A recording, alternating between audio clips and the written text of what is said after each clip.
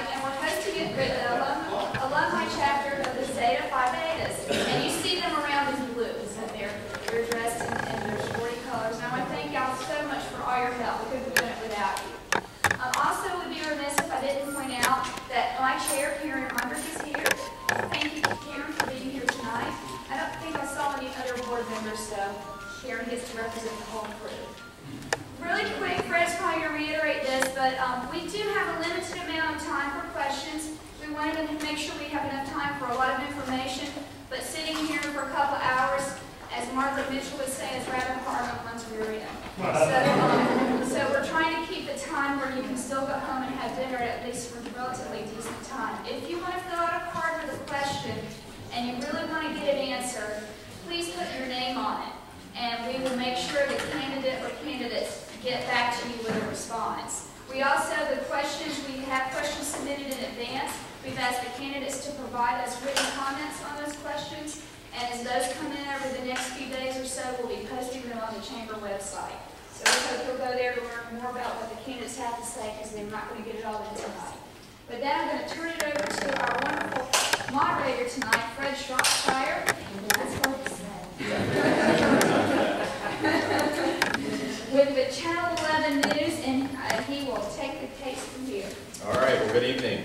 Good evening. I'm glad to see so many people so concerned about being informed about participating in the democratic process. Good to see everybody's smiling faces this evening. Just a couple of housekeeping rules to reiterate here. As Carlotta mentioned, the questions have been submitted in advance, and the candidates you've received questions. And so the first three questions that I'm going to ask of everyone. And we'll go around, we'll make sure that everyone answers the questions, and we'll go through those. Because we have limited time tonight, we want to make sure that we stay on pace. We want to make sure that everyone notices the clock in the corner there. Everyone see that clock? And there's one over here as well. Want to make sure that we stay on that time. We ask that the audience keep comments, applause, and noise in general to a minimum. Allow the candidates more opportunities for questions to get your questions answered. We're also videotaping tonight's forum. The video will be up in the next few days. Again, I'm going to reiterate the point that the candidates received a number of these questions. The Chamber will post those submitted responses on the Chamber's website following this event. The website is www.morrisvillechamber.org. Again, it's www.morrisvillechamber.org. Okay, so with that in mind, just want to make sure I'm going through everything here. Okay, so rule number one, the question should be about a local issue when you ask a question. They can't do anything about the debt crisis in Washington. They can't do anything about how much we're spending on military. So the questions will focus on local issues. Rule two, questions should not be addressed to just one candidate. These questions addressed to one candidate will automatically be thrown out. It should be something that each candidate up here will be able to answer. Fred, if they do want to make sure it's they can put it that it is to one candidate, but it will be yes to all, since we are limited on. Right. So if you again fill out that card and put your contact information on there, we'll make sure that we get an answer from your specific candidate, which is not here tonight. So you will be notified within 10 seconds. You notice that there's a 3-minute clock up there. You'll hear like an annoying beep noise when it's time for you to wrap things up, and that will be your signal that time is running out. Okay, so with that, we'll have 3-minute opening statements, and I'll give you an example. It will be an advantage if everyone stays under that 3 minutes. My name is Fred Shropshire. I'm a reporter anchor at ABC 11 Eyewitness News. I've been there for 12 years. I've been there for 5 years. I've been in the business for 12 years. Graduate of UNC Chapel Hill. I have a wife. A lot of people know we're expecting a child in February. My personal news philosophy is that we are here to reveal universal truths so that people know these important issues that affect their communities. That's my example of a nice, concise introduction. So with that, you have 3 minutes. That's a nice, concise introduction. So with that, we'll have 3-minute opening statements. We will begin with an at-large candidate, Gerard Falzon. Good evening. Good evening, President O'Garl, Mr. Shropshire, Madam Mayor, and fellow citizens. We gather this evening to debate the best ideas for Morrisville's future. As many of you know, the staff presented our fiscal state of affairs this past Tuesday night. The phrase that I would use to describe this status is very, very good, and I wish to offer my sincere congratulations to the present board members. But how do we chart a path toward achieving what is required in an increasingly competitive global economy? How do we achieve excellence? I believe the answer lies in two words: ethics and values. There are many on the board who believe that financial acumen is sufficient, that political correctness is more important than living the values in our vision statement. But I disagree. Focusing on the numbers leads us to strive for being the least worst rather than being the best. Our capitalist model is the envy of the world because it is the most efficient vehicle for distributing wealth.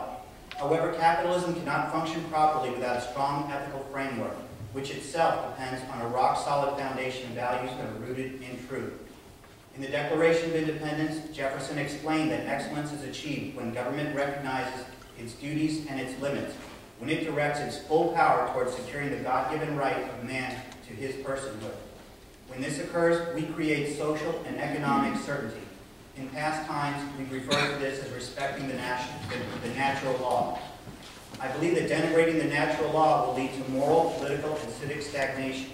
When a government becomes apathetic towards its values, it marks the beginning of the end of that community because there is nothing worth fighting for. We know this to be a historic fact, and we are currently witnessing this disintegration occur in Europe. We cannot afford to let that happen here in Morrisville. You might be asking yourself how we, as citizens of Morrisville, can make a difference at the national and international level. So I would direct you to my brochure where I've made note of our state flag. There are two dates honored on this flag. One marks the date which citizens of then remote Mecklenburg County courageously published their frustrations with the king. They stood up for their rights as freeborn men. The news of this pronouncement reached the colonial legislature in New Bern, which itself became the first colonial government to formally take a stand for its values. And that is the second date on our flag. And the rest of the story is history. Also in my brochure, I take note of our state seal, which bears the motto, Esse quam vidare, which means to be as one appears to be. And so once we resolve inconsistencies between our actions and our values, we must address the weaknesses in our ethics policy that candidate Schlink discovered in his very, very good research, and I look forward to working with him on that project. And after correcting these two deficiencies, I believe that excellence in every aspect of governance is within our reach and should become our goal. Martin Luther King once said, "Our lives begin to end on the day that we become silent about things that matter." And I believe that our vision statement matters. Thank you for your time, and I look forward to your questions. All right, perfectly timed. Mr. Pete Martin, another at-large candidate. Thank everyone for coming. I would like to thank the Chamber for hosting this event. My name is Pete Martin. I am married to a beautiful lady by the name of Julie, and we have 2 sons. I am currently the mayor here in Morrisville. I am running for re-election because it is important for the continuation of my project, of many projects in the pipeline to come to fruition. I am and have been an excellent listener and advocate for you, the residents of Morrisville. I want to continue to working with you, but need your support. Please vote for me in November. Thank you. Mr. Mark Stoll.